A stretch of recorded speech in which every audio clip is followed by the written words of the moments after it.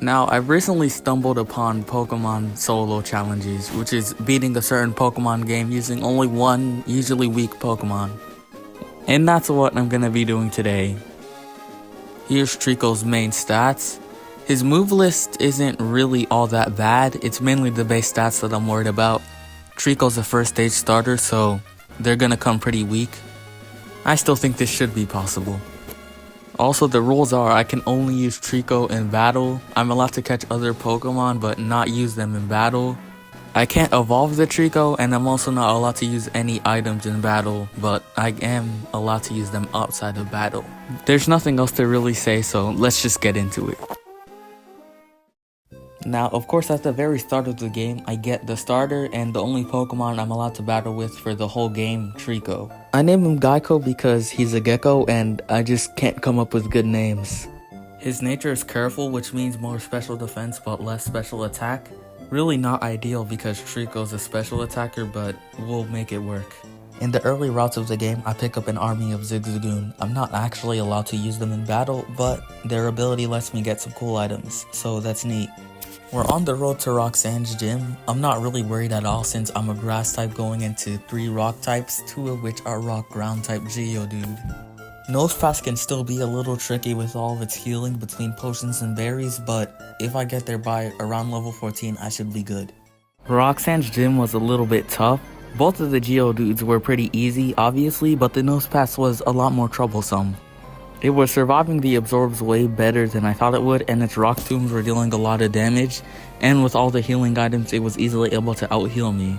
And right when I was actually about to finish it, I used quick attack to ignore the rock tomb speed drops, but it only did 1 damage, so I got finished off. The second attempt went even worse because Nosepass crit a rock tomb. I don't have to grind up for this fight, but I'm gonna do it anyway, because judging by this performance, the future of the game is gonna be a lot harder. Finally, on the third attempt, things go smoothly. Both of the Geodudes go the exact same way. This time, I'm able to tank the rock tombs better and also heal up with Absorb, letting me get the win pretty easily. At this point, it's getting kinda clear that I'm gonna have to overlevel a lot more in the future, especially when I don't actually have a type advantage. Before that grind though is the battle against May. It was really easy. Geico learned Screech along the way, and that really helped with Torchic, who would have beaten me otherwise with Ember. I grinded a bit on the Pokemon in Granite Cave, as well as the trainers right outside of there and the gym trainers until I hit level 25.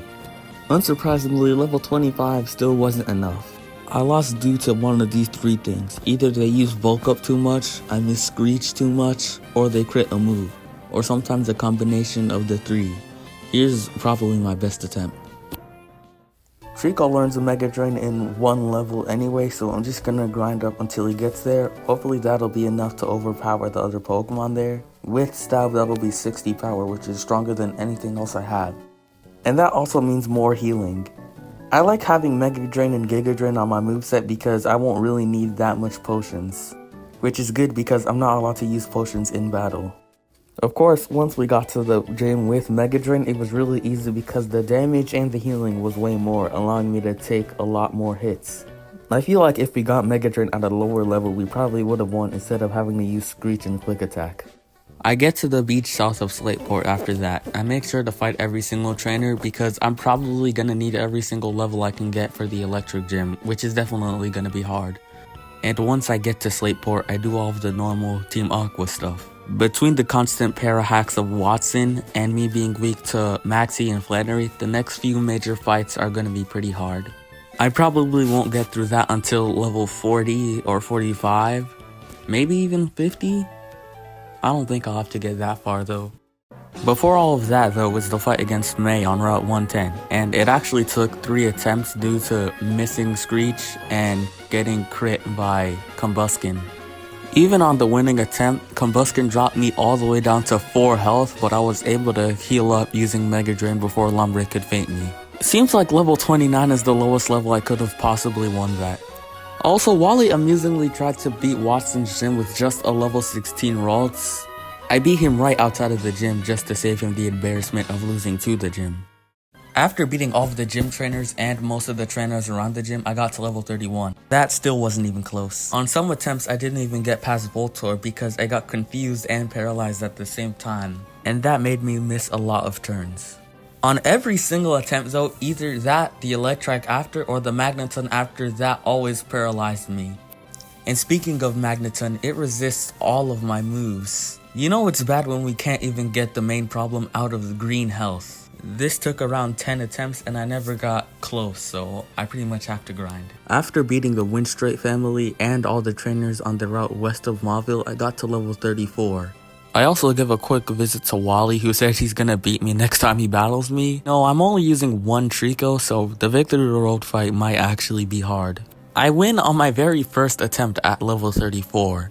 It was pretty close though. I got paralyzed by Magneton again, and by the time my next trick came out, I was already running out of PP for Mega Drain, so I had to finish with Screech and Quick Attack. Now I have to think about how I'm gonna beat Flannery and Maxie.